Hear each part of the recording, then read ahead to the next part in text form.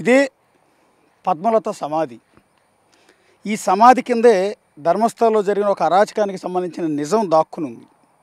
Yes, వాళ్ళ తండ్రే ఆ నిజాన్ని ఎప్పటికైనా బయట పెట్టడం కోసం తన కూతురి మృతదేహాన్ని ఈ విధంగా ఖననం చేశారు. సమాధిని చూస్తున్నారు కదా మీరు ఇక్కడ. ఈ సమాధి కిందే పద్మలత మృతదేహం ఉంది. బేసిక్గా దేవానంద్ ఫ్యామిలీ అంటే పద్మలత ఫ్యామిలీ హిందూ ఫ్యామిలీ. చనిపోయినప్పుడు సహజంగానే దహనం చేస్తారు, అంటే కాల్చివేయటం మనందరం కూడా తెలిసిందే. కానీ తండ్రి ఎందుకు సమాధి చేశాడు అంటే, ఏదో ఒక రోజు తన కూతురు కేసుకు సంబంధించి దర్యాప్తు ప్రారంభించి మళ్ళీ ఆ మృతదేహాన్ని కనుక వెలికి తీస్తే అప్పటికి పుర్రెలు ఎముకలు ఉంటాయి కాబట్టి వాటి ఆధారంగా ఏమైనా ఎంక్వైరీ చేసి తన కూతురికి జరిగిన ఆ దురాఘాతాన్ని బయట ప్రపంచం ముందుంచి ఎవరైతే ఈ దారుణమైన పనికి పాల్పడ్డారో వాళ్ళకి ఏమైనా శిక్ష పడుతుందేమోనన్న ఆశతో ఆ తండ్రి దేవానంద్ ఈ విధంగా సమాధి చేశారు. బహుశా నేను అనుకోవటం ఏంటంటే, ఒక తండ్రి ఒక న్యాయం కోసం ఈ విధంగా చేయటం అనేది ఇండియన్ హిస్టరీలో మొట్టమొదటి కేసు అయి ఉంటుంది. సో అంతటి అరాచకం ఇక్కడ జరిగింది. అది వింటుంటేనే చాలా బాధ అనిపించింది. అందుకని అడవిలో ఇలా నడుచుకుంటూ సమాధి దగ్గరికి వచ్చి మీకు చూపిస్తూ ఉన్నాను. ఇక ఎందుకు పద్మలతని వాళ్ళందరూ చంపారు అంటే, ఈమె ఎస్డిఎం కాలేజీలో పియూసీ సెకండ్ ఇయర్ చదువుతుందని చెప్పాను కదా. సో అప్పట్లో ఈ ఎస్డిఎం కాలేజీ అప్పట్లో కావచ్చు ఇప్పుడు కావచ్చు మంజునాథ దేవాలయం అంటే ధర్మస్థల క్షేత్రం ఆధ్వర్యంలోనే నడపబడుతుంది. అందులోనే ఈమె స్టూడెంట్గా చదువుతుంది. ఈమెను కిడ్నాప్ చేసింది ఎవరో తెలుసా? ఆ ఎస్డిఎం కాలేజీ ప్రిన్సిపలే కిడ్నాప్ చేశారు. కిడ్నాప్ చేసి ఎవరైతే వీళ్ళు అపోనెంట్స్ ఉన్నారో వాళ్ళకి ఆమెను అప్పచెప్పారు. వాళ్ళు అత్యాచారం చేసి తీసుకొచ్చి ఇదే అడవిలో వెనకాల పడేశారు. సో ఇంతకీ ఎందుకు కిడ్నాప్ చేసి ఏమైనా అత్యాచారానికి పాల్పడాల్సి వచ్చింది అంటే, ఇక్కడ ఈమె తండ్రి దేవానంద్ లోకల్గా కమ్యూనిస్ట్ లీడర్. సో అప్పట్లో ఈ ధర్మస్థల క్షేత్ర నిర్వాహకులైన వీరేంద్ర హెగ్డే అండ్ ఫ్యామిలీకి వ్యతిరేకంగా కొన్ని యాక్టివిటీస్ చేసేవారు. అలా చేస్తున్నప్పుడు వాళ్ళకి మధ్య ల్యాండ్ డిస్ప్యూట్ అనేది కొంత ఉంది.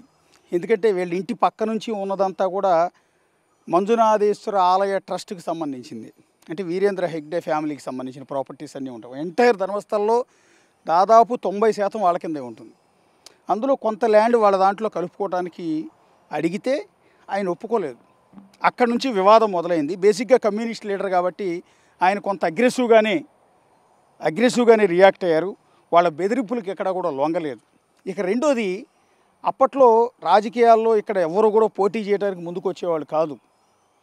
సో వీరేంద్ర హెగ్డే ఫ్యామిలీని ఎదురించి ఎవరూ పోటీ చేయడానికి సాహసించేవాళ్ళు కాదు. కమ్యూనిస్ట్ లీడర్ అయిన దేవానంద్ పంచాయతీ ఎలక్షన్లో పోటీ చేయాలని భావించారు, పిలుపునిచ్చారు, పోటీ చేశారు. కానీ నువ్వు విత్డ్రా కావాలి, నువ్వు పోటీ చేయడానికి వీల్లేదని వాళ్ళు బెదిరించినా కూడా ఆయన లొంగల. ఆల్రెడీ వీరికి వారికి మధ్య ల్యాండ్ డిస్ప్యూట్ ఒకటి ఉంది.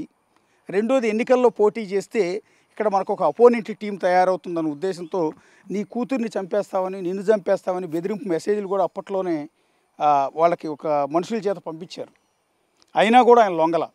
కానీ ఇంతటి ఘాతుకానికి పాల్పడతారని మాత్రం ఆయన ఎక్స్పెక్ట్ చేయలే. సో చివరికి కూతురిని ఈ విధంగా సమాధిలో చూసుకోవాల్సిన పరిస్థితి వస్తుంది, కూతురి డెడ్ బాడీని అడవిలో చూసుకోవాల్సిన పరిస్థితి వస్తుందని ఆయన ఎక్కడా కూడా ఎక్స్పెక్ట్ చేసి ఉండడు. ఎక్కడా నేను పోరాటం చేస్తున్నాను కాబట్టి ఆ పోరాటంలో విజయం సాధిస్తాను అనుకున్నాడు తప్ప, కానీ ఇంత పెద్దవాళ్ళకి ఎదురెళ్తున్నాను, నా కూతురు ముక్కుపచ్చలారని జీవితం నాశనం అయిపోతుందని బహుశా దేవానంద్ ఆ రోజుల్లో ఎక్స్పెక్ట్ చేయలే. సో అన్నట్టుగానే వాళ్ళు చెప్పినట్టు వినకుండా ఎన్నికల్లో పోటీ చేశాడనే కారణంతో, అంతేకాకుండా వాళ్ళ భూమిని వాళ్ళకి రాసియలేదనే కారణంతో చివరికి ఆమె కూతురిని ఆమె చదువుతున్న ఎస్డిఎం కాలేజీ ప్రిన్సిపల్ చేత కిడ్నాప్ చేయించి ఆ తర్వాత ఆమెను అత్యంత దారుణంగా అత్యాచారం చేసి ఆమెను క్రూరంగా చంపి అడవిలో పడేశారు.